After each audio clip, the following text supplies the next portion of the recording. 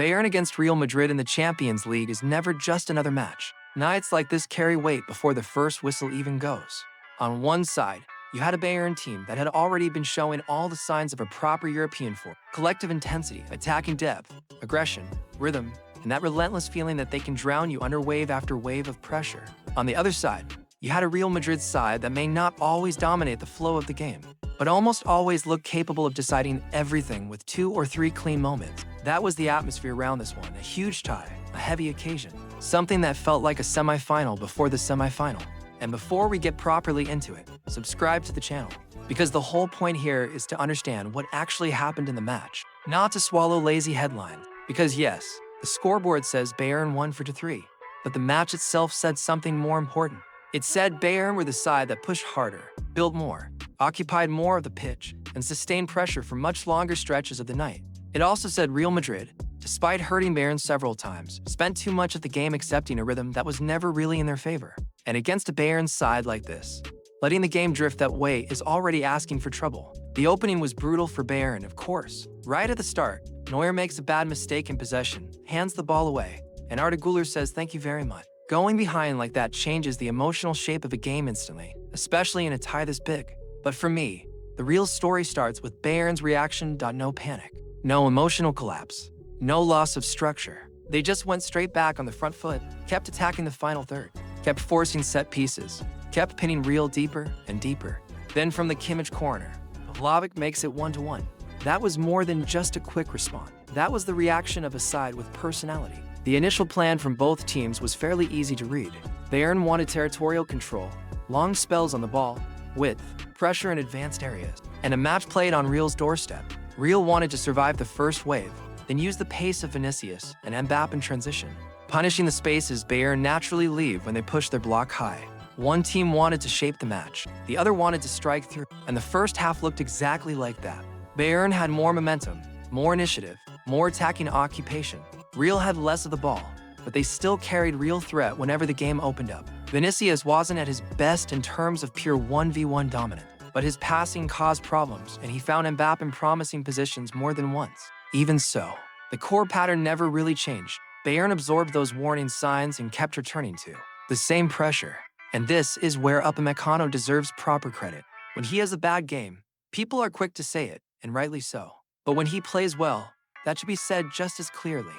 And in this match, he had genuine influence, not only in defensive duels, but in the courage he showed stepping forward, carrying the ball, and breaking lines. On Kane's goal, it isn't just about the final pass looking nice. It's about reading the moment, drawing pressure, fixing defenders, and releasing the ball at exactly the right time. Kane still has to control it brilliantly and finish like an elite striker, and he does. But that goal doesn't just come from individual quality. It comes from Bayern's structure, Bayern's movement, Bayern's timing. That is one of the biggest strengths of this Bayern side. They do not attack on talent alone.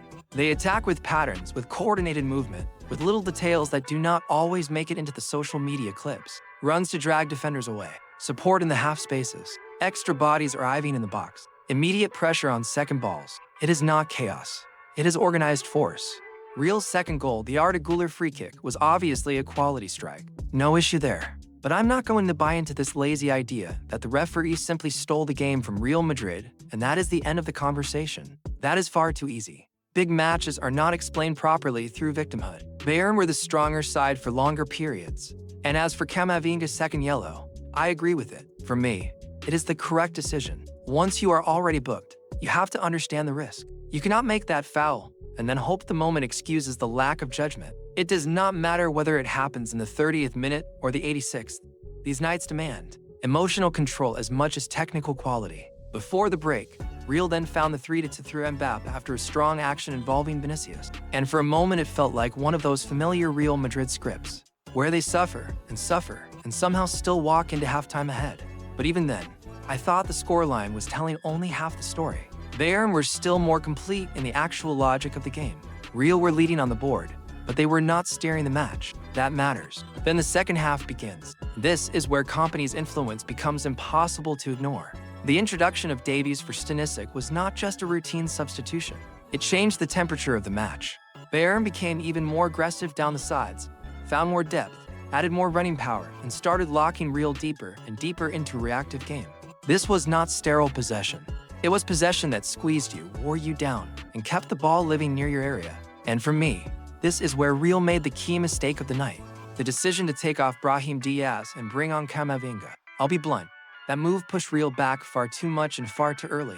Against an ordinary side, maybe you can discuss it. Against this Bayern side, no.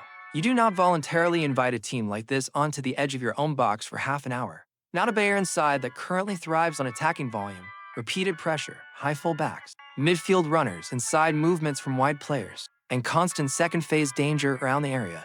If you start protecting space instead of contesting it, you are basically handing them the kind of match they want. And the issue was not only the sending off later on. The red card made things worse, obviously, but the deeper problem started before that. That substitution sent the wrong message into the game. It told Bayern that Real were now more interested in enduring than competing against lesser teams. That can sometimes work. Against a side with this much attacking weight, it becomes an invitation to spend the rest of the evening defending your own pulse. From that point on, Bayern's growth was obvious. Davies was higher. Olise kept drifting inside to threaten the shot. Kimmich was dictating tempo. Kane was linking play and offering a target. Musiala came on and added more class between the lines. Real still had the odd transition, and Neuer still had a big save in him, but the direction of the game was no longer in doubt. Not in a rhetorical sense, in a real one. Even the numbers point the same way. Bayern ended the match with more possession, more shots, more final third control, and far more presence inside the opposition box. And the important thing here is that it was not just possession for the sake of it. It was territory, pressure, corners, repeat attacks, second phases, sustained presence near goal. Real still created meaningful chances, and their XG was competitive enough that nobody should pretend this was some one-sided destruction. It was not that. But Bayern were the side controlling the geography and emotional direction of the game. Then comes the Camavinga moment. I'll say it again, I think the second yellow is fair. And my criticism is not only aimed at the foul itself, but at the entire management of the game beforehand. Real were already dropping deep, already giving away space, already starting to live in reaction rather than intention. Put all of that together, and eventually the door swings open. Luis Diaz's equalizer does not appear out of thin air. It comes from insistence. It comes from repetition. It comes from a side that never stopped knocking at the same door. And then Olise makes it for the 3, which feels like the perfect signature on the night. Bayern, brave and aggressive, still attacking right to the end. Real Madrid, emotionally stretched and structurally pushed backwards, trying to survive through instinct rather than control. And here I want to make two things very clear. First, the claim that the referee cost Real Madrid the match is convenient, but shallow. It works as a headline. It does not work as analysis. Real lost this match far more through their own reading of the game than because of the officials. They lost because they accepted being pushed back. They lost because they retreated too early. They lost because they swapped attacking presence for passive protection. They lost because they invited one of the most relentless attacking sides in Europe to keep running at them. And if you do that for long enough, eventually the bill arrives. Second, Olise is having a ridiculous season. Absolutely ridiculous. He is consistently dangerous, technically superb, difficult to contain, and increasingly decisive in the biggest moments. This is not a short hot streak anymore. This is a player shaping major games at the highest level. If people want to start putting him into the biggest individual conversations of the season, that is not hype. That is a reflection of what he is actually doing on the pitch. From Bayern's point of view, this result says a lot. It says this team has range. It says they can respond emotionally without losing themselves. It says they can survive a major mistake early on and still keep their structure intact. It says they have a manager capable of changing the flow of a game. And it says they have players who can dominate their roles without everything, depending on one heroic act after another.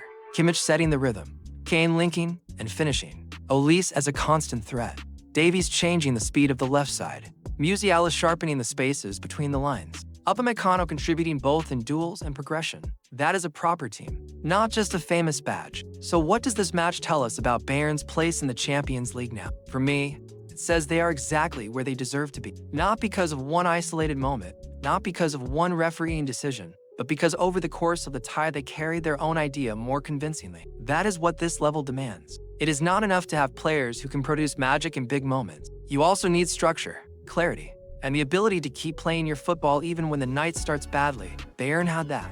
Real did not. So now I want to hear from you. Was this mainly Bayern's sheer quality, or did Real Madrid lose the tie the moment they dropped too deep and started inviting pressure?